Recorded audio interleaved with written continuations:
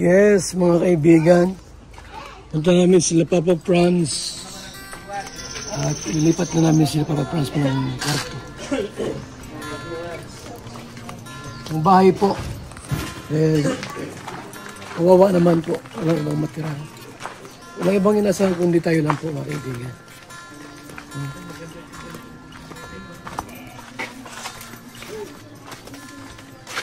Papa Franz. Ibia.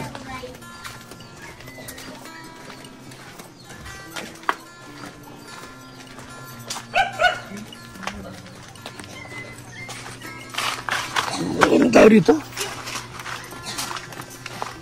Franz, wala dyan? Wala, Franz? Wala po. Saan?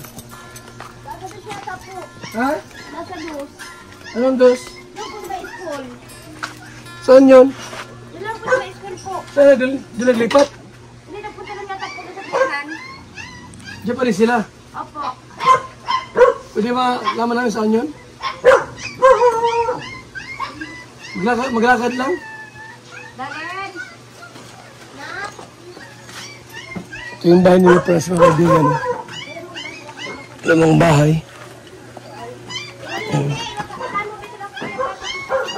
Ililipat na po namin. At sobrang kawawa po. May kasama sila dyan eh. May kasama sila dyan. Kaya ilipat na po namin. Ha? Kasama na eh. Ano kaya ba? Ay, kahit ali, sige na. Hindi naman tala yun ah. Ha? Kasi na ano yun. Mabaha. Mabaha din.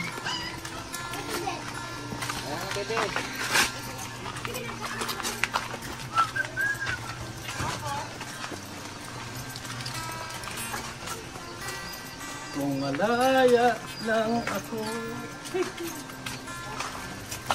Tama kita. Malaya ka naman talaga. Wala ka nakita nag-vlog siguro. Magtaka ka kung naka-brief yan. Ngayon ko lang nakita lang naka-short. Sabi ko magtaka kung naka-brief yan, mag-vlog na mag-vlog. Ano yun yung tapos? Yan o din. Na naglipat na ngayon. Ne! Ito po, nasama daw. Saan ang bahay ni? Malayo? Ha? Tumanan din po sa dos. Matricycle pa? Malakad lang. Malakad lang, tricycle. Lakad lang? Malakad lang? Saan ba dami?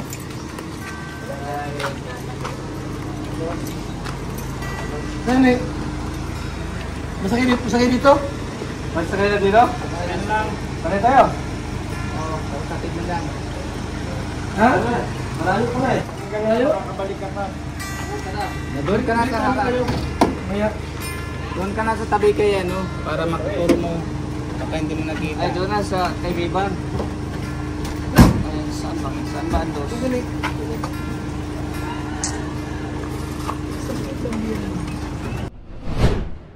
Ay doon sa farm. Doon sa may talayan. Punta na ako doon.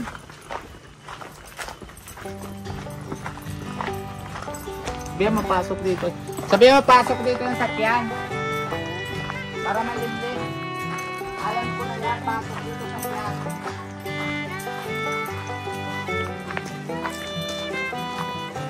Punta kami dyan na birthday ni si Papa Franz. Dito ganap. Punta kami dyan. Kami ni Tia, isang anak ko.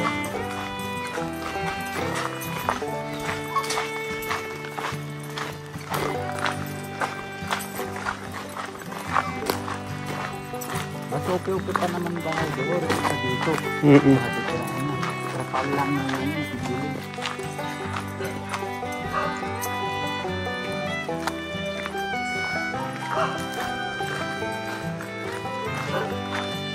Ako naman dito sa dito.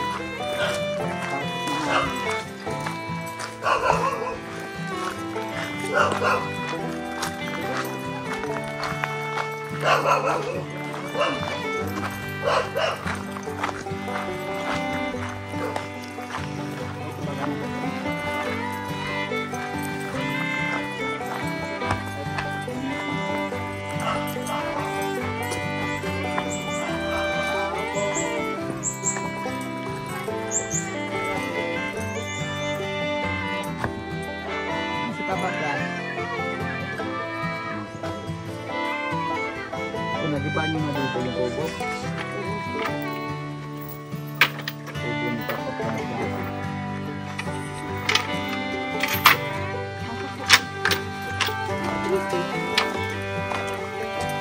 Ano, ay kaya kapitan.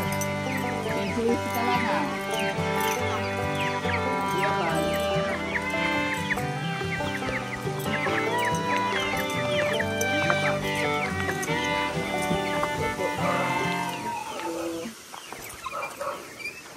Dito po kami sa ano sa Nagpunta na, galing na kami doon sa inyo.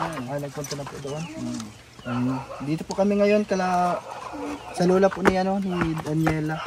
Dito po dati yung ano yung bahay dati dito. Napapatanggal Na nasira nasira na lang. Ah, nasira na? Opo.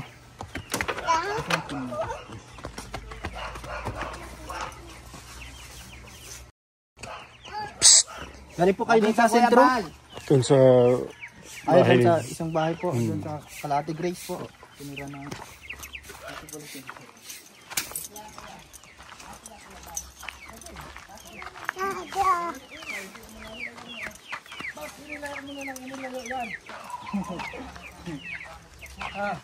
Ano nangyari? Hindi muna naman. Dito po yung ano, yung dito po talagang dating tinitira namin dito sa kala lola niya po kasi ito. Kala lola ni yan. Daniela. Dito po yung dating may bahay po na ano, iba na ng bagyo. Kubo lang yan dito dati. Nakapal lang yan ng ano, nasa gilid. Dito dati.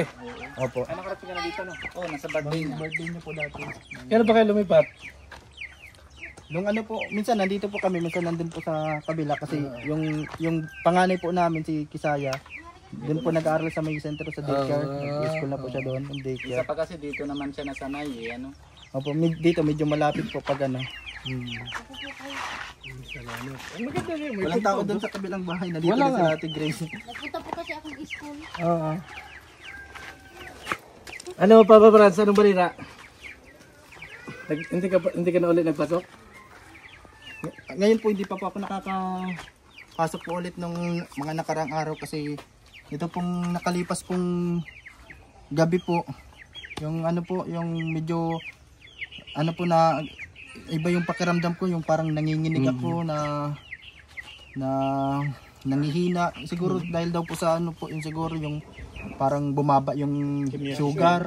Kasi ano po, kasi alam naman po nila yung ano na nung nakarang buwan po pagpa-check up ko na ano po ako na diagnose po ng type 2 diabetes kaya minsan na taas yung sugar ko tapos na baba yung ano. Ilan taon ka na? Bakit ang dami mo nang nararamdaman agad?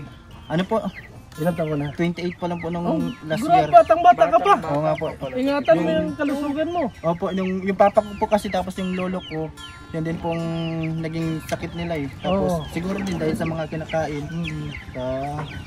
Iwas ka sa ano Dapat maraming kay kanin. kay Papa Prince Minsan parang nagibat po yung ano ko, yung lolo. Nung nakaraan nga po paglabas ko sa daet, yung pag nagdadrive ako parang ano, nagigibat yung ano ko ulo sa ano. Parang ano. Bata pa pala ito. Ano ito yung keyboys mo. Yung kinuha namin. Opo kasi. Rescue lang yung sa akin dito yan. Ay, tuwa pa eh.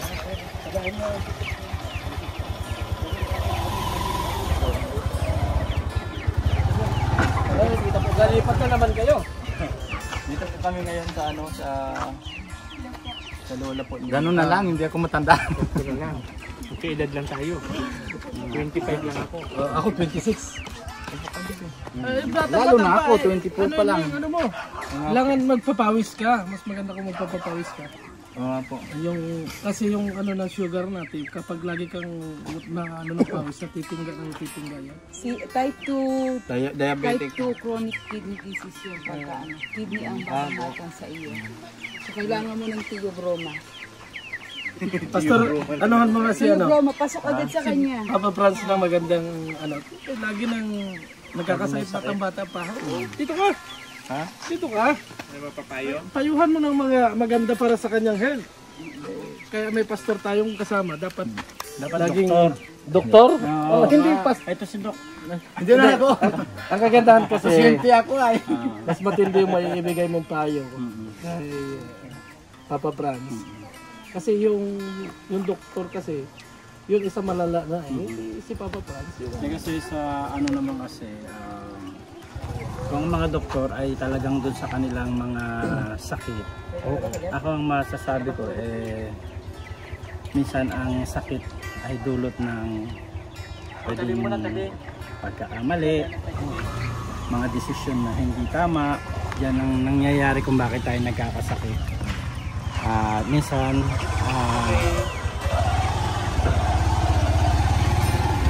Minsan din ay ang karamdaman ay bunga ng kasalanan. So kadalasan ang naipapayo namin para tayo ay pagalingin ng Panginoon, search natin yung sarili natin, di ba? Search mo yung sarili mo. Lord, ano ba mga nagawa kong pagkakamali? Bakit ang dami kong sakit? tama. Di ba? Lord, ano ba yung mga nangyari sa akin before? O baka meron kang pinapagawa sa akin na hindi ko nagawa. Minsan ganyan yung dating sa atin. Bakit tayo nagkakaroon ng sakit? So kailangan natin dito reflection. Mag-reflect tayo dun sa mga bagay na nagawa natin dati. At kapag ka na-realize mo sa sarili mo na meron kang mga pagkakamali, then it's about time na humingi tayo ng tawad sa Panginoon. Kasi alam mo, sabi ng Bible, kaya hindi naririnig ng Panginoon ang inyong mga panalangin dahil sa kasalanan. So kung ang kasalanan ang nagiging hadlang para tayo ay pakinggan ng Panginoon, ang pinakamabisang pwede natin gawin dyan is humingi ng tawad para mawala yung kasalanan, di ba? So pag nakahingi tayo ng tawad sa Panginoon, ang kasalanan natin patatawarin ng Diyos, at dyan pa lang yung pagkakataon na pwede niyang marinig ng tama yung mga panalangin natin. So ano may mga panalangin mo, di isa-isahin mo na ulit sa Panginoon. Lord, ayoko na ganitong buhay. Ayoko nang nangyayari sa buhay ko ngayon, di ba? Kung maaari po ay baguhin mo po yung sitwasyon ng buhay namin. So mula doon ay maririnig ng Diyos yung panalangin natin. So kasi mahirap para sa ating mga tao na humingi ng kahit na anumang pabor sa Diyos kung meron tayong tinatago sa puso natin. O kung may sama ng loob ka, patawarin mo na yung kinakasamaan mo ng loob. Merong nagkamali sa'yo, patawarin mo yung nagkamali sa'yo. Kung ikaw naman yung nagkamali, humingi ka rin ng tawad. Kasi doon mapapagaan yung ating kalooban, at doon din makikita natin yung kamay ng Diyos na hihipuin niya tayo. Alam ko naman kasi nagsisimba ka naman, nakikita kita sa church. Ibig sabihin doon na pasok, pastor, yung nasa Diyos ang awa, nasa tao ang gawa. Oo, yun talagang pinakaano ay. Kasi ang kagaya yung preaching nung nakaraan is ang pananampalataya kailangan may kasamang gawa. Yun talaga yun. So ibig sabihin, hindi rin tayo pwedeng tatamad-tamad. Kailangan din natin kumilos kasi maraming tao ang umaasa sa atin, lalo na ikaw, pamilyadong tao ka. Kailangan mong kumilos, kailangan mong magpursige. Ngayon kahit na minsan tayo mga tatay, pag may nararamdaman tayo, di ba? Pag inaalala natin yung kinabukasan ng ating pamilya, minsan nawawalang bahala yung karamdaman natin. Basta ang importante, meron tayong mai-produce para sa pamilya. So sa akin, hindi ko naman sinasabi sa'yo na may sakit ka tapos magtrabaho ka. Okay lang din yun na magpagaling ka, nagpagamot ka, nagpagaling ka. Pero wag mong ialis sa sistema mo na kausapin pa rin ng Diyos. Diba? Kagaya nga nasabi ko sa'yo, kung sa tingin mo, na-realize mo sa sarili mo na meron ka pala mga pagkakamali, maaaring yan ang bunga ng kasalanan natin kung bakit tayo nagkakasakit. Minsan kasi hindi natin alam na tatanim tayo na hindi natin alam na mamali pala. Yes, di ba? Kaya ako isa pa ako pagsampal sa iyo na sa harap mo. Yan. Ako din gaya din nasusuko talaga ako pag namaga. Gising ako, sabi ko, isip ko na kaya ko ba o hindi. Tapos mamaya ay hindi. Tapos sabi ko, sige, higa ka na lang, tapos mainom na lang alak. Mamaya hapon, sabi ko, paano na ito, tanggal na yung bagalasa umaga. Paano na ako matulog? Inom ka na muna ulit para matulog. Ganon. 4 na buwan, nagaganito talaga ng buhay ko na narasan ko. Bandang huli, pinasuko na talaga ako. Pero pagpunta ka na sa doktor, bibigyan ka ng gamot. Sabi na next week, babalik ka na ulit, bayad ka pa. Next week ulit, babalik ka pa. balik-balikan ka pa pero hindi ka naman ano. Ako, example sa'yo, 4 months talaga kulong ako sa bahay. Hindi ako na kaya nalabas, kulong talaga. Nasuko talaga ako sa sarili ko na hindi ko kaya. Tapos sunod na bandang huli na chat ko lang si Ate Edna. Sabi ko, Ate Edna, baka mamatay lang ako dito.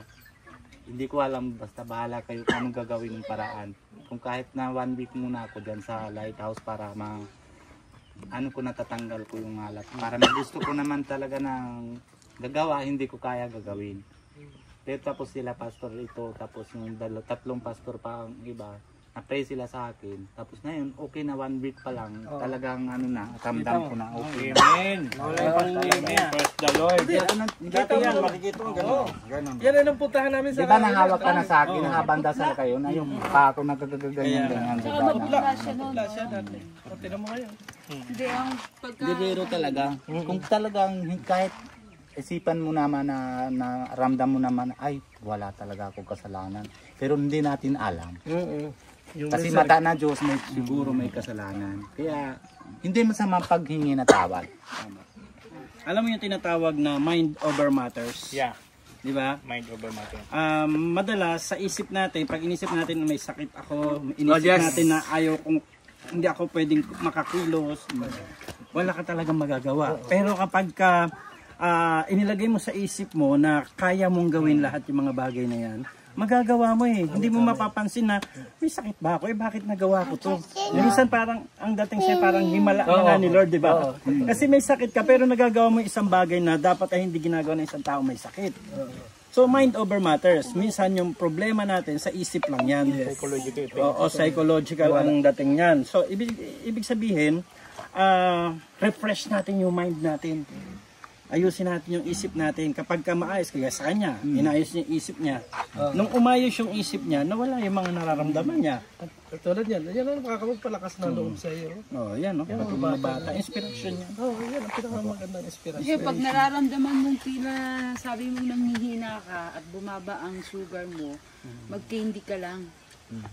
Candy lang para bumalik uli. Kasi pag bumaba Candy ang sugar, bas magadali lang yun na candy. Coke. Coke, yan. Madali lang yan. Kaso diabetic siya. Pag ikaw ay panghinang-panghina pa rin, Siya. tingnan mo na yung mga anak mo. Pagmasdan mo, gaganda ng mga anak mo. Ang gandang pamilya ko. Kaya, doon lalakas yung loob mo. Ako kasi wala akong pamilya, pero ang inagugutan ko ng lakas ng loob lagi, yung mga kapatid ko natin. Kasi ayaw ko maranasan ng mga kapatid ko, yung mga naranasan ko. Okay, ang gugwapo ng kapatid ko at magaganda bago ipaparanas. Wala talaga sa ano sa pamilya talaga, minado talaga. Walang balak. Wala talaga balak. Walang balak. Hindi nga, totoo. Hindi, tama naman yun. Kailangan meron kang paghugutan kasi. Mahirap yung nagtatrabaho ka ng parang walang pinagpapupuntahan, yung pinagsisikapan mo. Mas maganda na meron kang nakikita nga ito yung mga tao makikinabang at saka kailangan nila ang tulong ko, hindi ko sila pwedeng pabayaan.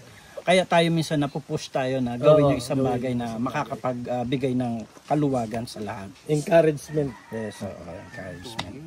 At saka maraming talent ito si Papa Franz. Oo, Nakanta, nagawa ng kanta. Hindi ka ba proud, Papa Franz? Naalala ko nag-chat siya sa akin eh. Papagawa daw ako ng kanta sa kanya noon. Magpapagawa ako ngayon pero hindi na yung yung dating company.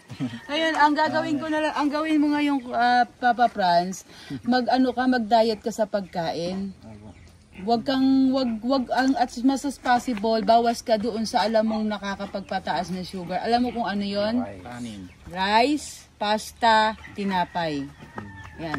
Ang gawin mo sa kanin, kung may rep ka, di magsasaing ka. Indian doctor nagturo nito. Yung magsasaing ka, lagyan mo ng virgin coconut oil. Tapos babahaw mo. Yun na yung iinit-initin mo. Then pagdating sa isda, bawal ang prito, steam lang. Lahat steam, pati gulay. Huwag kang ng mga mamantika kasi pumasok ka sa type 2 which is chronic kidney disease yun ng diabetes. Kapag inalagaan Sa mo baluto yan, nyo na kahit lagyan mo paminta. Paminta. And then more on, inom ka ng mga turmeric, mga herbal. Yan, makakatulong yan sa Talaga. Chismis lang kami. Ang dali baga magbigay ng advice sa ibang tao, no? Pero Para pagka sarili sarili mo, niya. mahirap ka. No? Oo, gaya na sinasabi na, uy, may sakit akong ganito. Ay, kailangan mo mag-herbal ka. Maraming herbal sa paligid, maraming malunggay, which is nakatulong sa akin, nakatulong kay Kuya Bal, kasi nung nandyan ako sa lighthouse na inuubos si Kuya Bal, may sakit si Kuya Bal, ipinaglalaga ako lang ng malunggay, tapos sinasamahan ko ng kalamansi, konting asukal. Nakita ko si Kuya Bal mga ilang araw, hindi na siya inuubo. So ibig sabihin, maraming pwede tayong magamit dito sa paligid. Hindi tayo lang, Kahit ang kakao. Ninong, yan. tao lang tayo, di ba? Yes. Di ba? Alam na natin na kung ano naman, titingnan natin kung alam natin na kung ano da. Yung manok, yung aso. Yan, dalawang ano na. Nakita ko yan. Yung manok, pag na may ramdaman sila, tinatukan nila na yung ano-ano dahon. Tapos nadura sila na yung dumi naman baga. Ganun din ang aso. Pag nakita mo naman yung ano, napagkita naman yung alam nila na yung kung dahon kailangan kinakain. Kinakain nila tapos sinasuka. Paralis na yung ano na dumi. Matatanggal yung mga toxins. Oo. Ang ibig sabihin lang, no, ini-encourage ka namin na maging malakas yung loob mo. Huwag mong isipin lagi na ikaw Patalo sa problema. Tsaka huwag kang Depressed ka isip niyan. kasi habang nag-iisip ka, nai-stress ka, lalo kang talagang manghihina. Dito kasi ano si Papa Franz, kasi kayo tagal na kayo nakasama, di ba? Pero ako siguro mga 1 year lang tayo nakasama ganito ano. Kasi kita ko naman si Papa Franz, parang lagi yun na para pag sa cellphone siya, parang natulala din siya. Tapos pag tawag mo na tawag, di niya narinig, bigla na lang yan nagaganyan. Kaya nga, Di ba tama? kaya nga yung kaisipan niya, nag-iisip siya. Sign ng ano yun, stress din yan. Stress. Gawa mo kami ng bagong team Kasi na ang yun. isang taong normal, alerto ang utak nga alerto ang isip. Kapag ka tinawag ka, ang bilis, nakakapag-react ka kagad.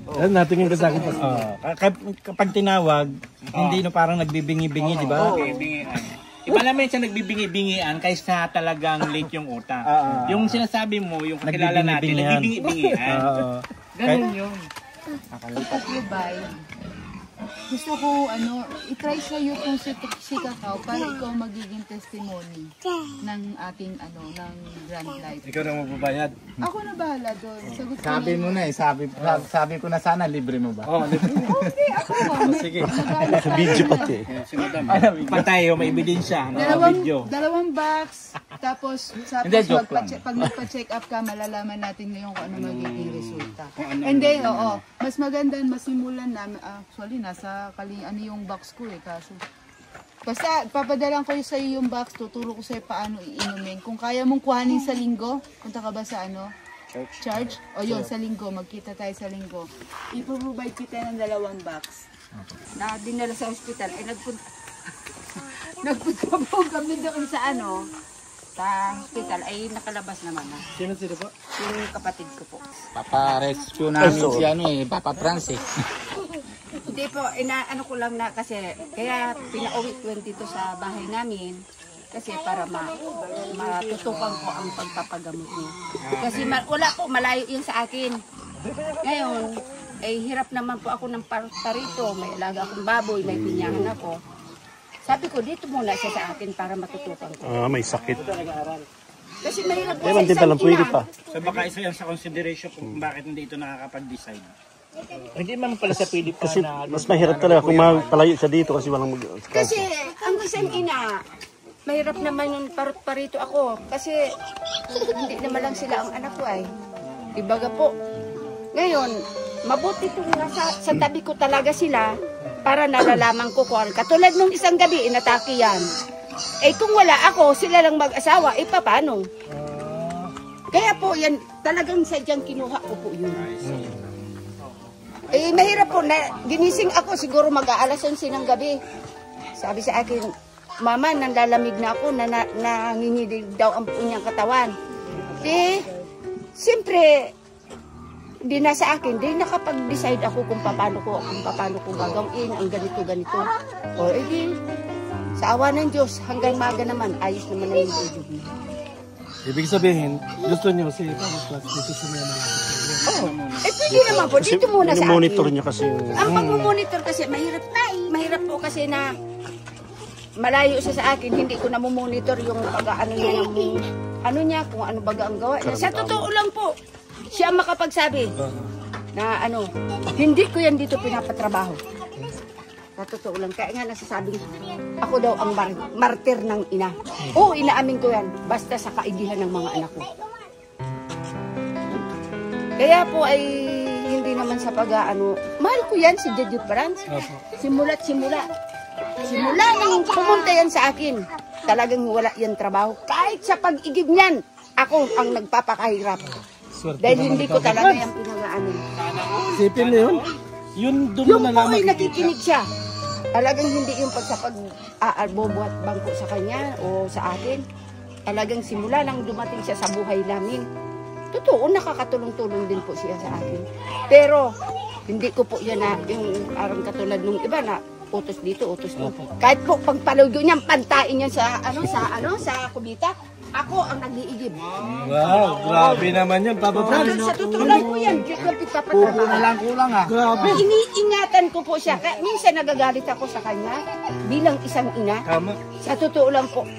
Iniingatan ko siya, tapos siya hindi nag-iingat. Tama. O ay, paano? Oo, tama. Kinagalitan ko siya. Minsan nga, nasabihan ko yan. Susuntukin ko na ang bibig mo. Sinabihan ko po talaga yan harap-harapan dahil kung ako nagagalit sa kanila, hindi po tinatakbo ko pa sa ibang tao. Mismo sa kanila ko, sinasabi yung sama ng loob ko. Dahil, para malaman ko kung anong reaksyon nila. Ukat sa akin. Oo. Ay, paano? Hindi naman siya kaya ng asawa niya. Kasi alam ko, ang asawa niya, di ako nagpalaki. Sa totoo lang, wala yan alam kahit sa ano-anong gamot-gamot. Wala yan alam. Talagang asa yan sa akin. Hindi po yan sa pagsisira. Panay yan, mama. Yun na yung biyanan mo, mahal na mahal ka. Hindi ko po yan, hindi ko po yan sinasabi kay Kuya ba? Oo. Kasi ayaw ko yung magbaba ang tingin sa kanya. Hindi naman, kami proud sa inyo. Kaya sana, ikaw, Papa Franz, ipakita mo na strong ka. Kasi Ay, opo! Kasi, iyan na nga po.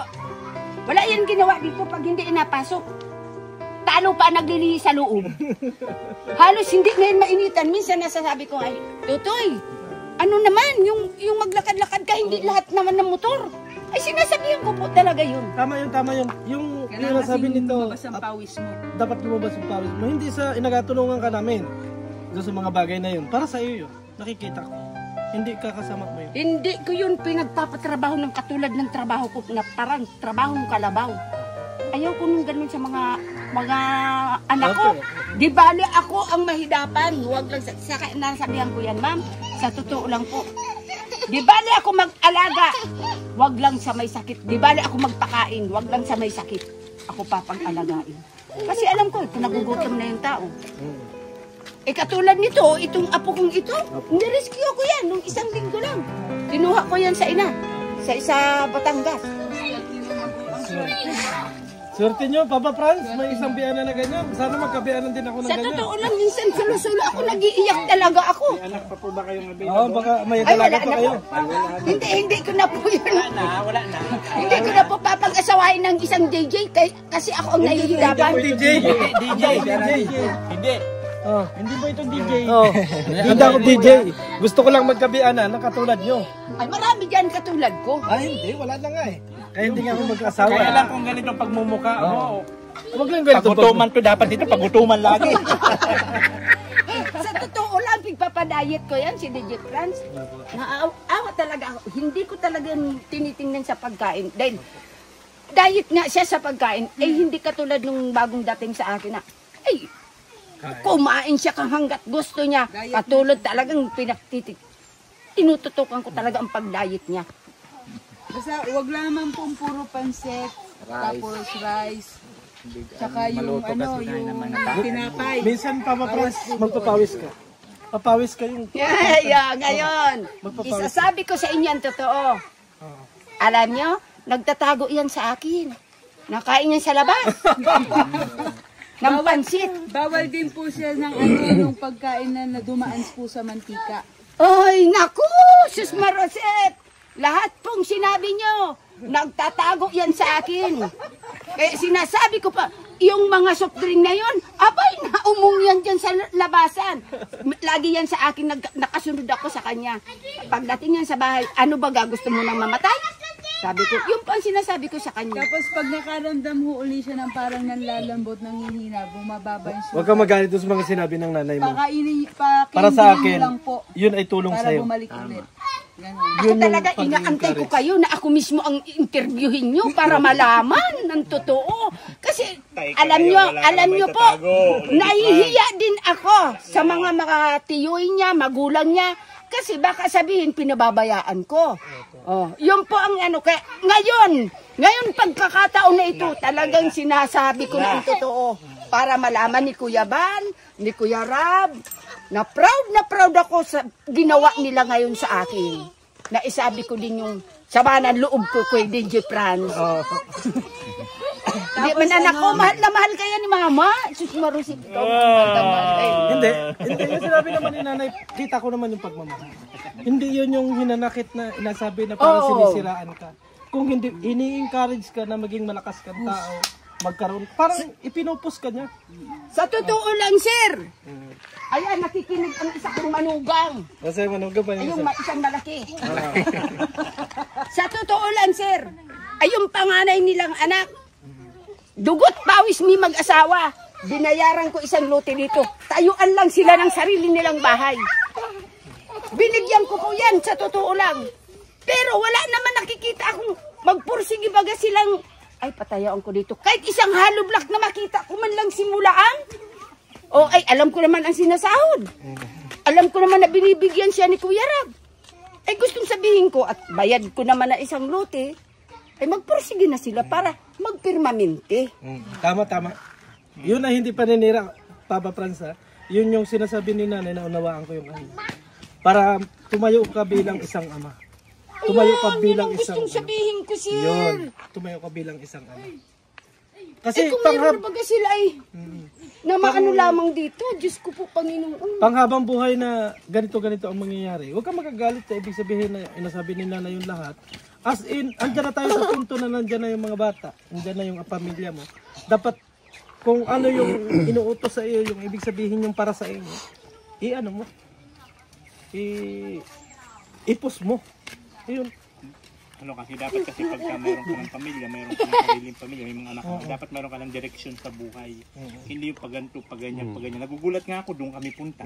Doon na naman. Tapos ngayon, nandito na naman. Wala mangyayari sa buhay. Hindi talaga yung ipig vlog ni Kuya Rab noon. Sa totoo lang. Pero alam na ni Kuya Rab na talagang mayroon talaga. Maraming nakakaalam na vlogger na mayroon akong binigay dyan sa panganay nilang yun. Hindi sa kanila mag-asawa.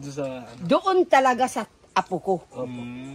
Hindi sa kanila mag-asawa para makita ko lang na yung halimbawa niyan, alam na nila. Wala pa kami kasundan dahil wala pa naman ako ditong titulong talagang sa akin. Pero bayad ko na. Sabi ko, ito sa inyo na ito, isang lote dito. Dalawa muna kayo dahil hindi ko naman kayo masasabay-sabay bilihan. Sabi ko, magporsig na kayo na magkabahay. Sabi ko, ganun. Ay wala man. Tinatago pa sa akin yan si Kuya Bal. Sa totoo lang talagang gusto kong makausap si Kuya Bal. Tinatago lang. Tuwagin ko kaya. Ay, wag na. Tinatago ng mag-asawang iyan dahil hindi nila sa akin pinakakausap si Kuya Bal. Sa totoo lang. Para sa akin kasi, yung ibinigay mo sa kanila ay pagmamahal bilang isang anak. Yung tunay na anak. Kasi madalang sa biyanan yan. May biyanan kasi madalas yung biyanan at saka manugang magkaaway. Oo, kadalasan. Namumura ko din yan, sir. Namumura ko din yan. Pero halawig na ang mga 2 linggo, 1 linggo, gano'n.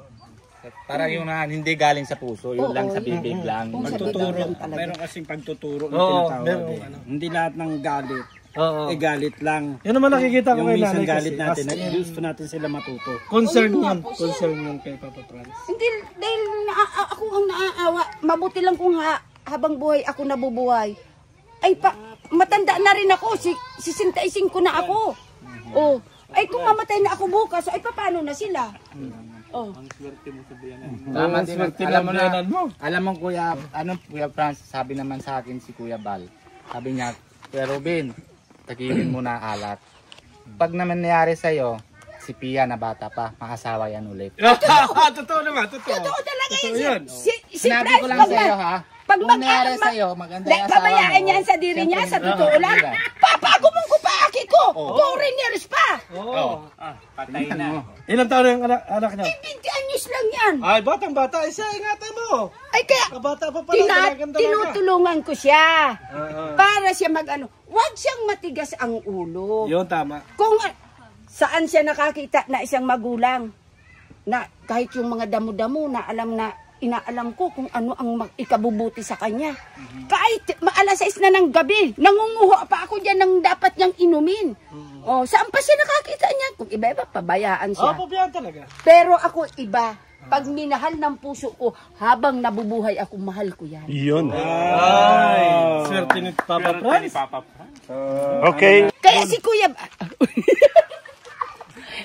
Hindi na, wag na siya. Proud naman ako kayo. Biglang nahiya. Kanina ang dami sinabi. Nung ilan na kay Papa. Hindi, ano mga masasabi mo po? Dapat, ganun na lang. Nagpapasalamat lang ako kay Kuya Bal dahil sa pagmamalasakit niya kay DJ Franz. Pero hindi naman ako pwedeng kung sakali na ay bahala siya dahil siya naman ang amo ni DJ Franz. Kung halimbawa, dahil hindi naman ako pwedeng mag-ayaw, hindi naman ako pwedeng magusto. Pero dahil may karamdaman nga yan, bahala siya. Kung sumunod sa kanya si DJ Franz, wala akong magagawa. Pero hindi ako masama doon, gawa ng ako marami ditong alaga. May alaga akong apong tao, may alaga akong baboy, may alagang pinyahan, may alaga ako sa bundok. Kaya hindi pwedeng na masama ako doon sa kanila. Medyo malayo din pati po yun. Oh, malayo din. Gabi yan dyan, barablag lang yan, nasukbit yan ng itak, pero hindi yan nagagate.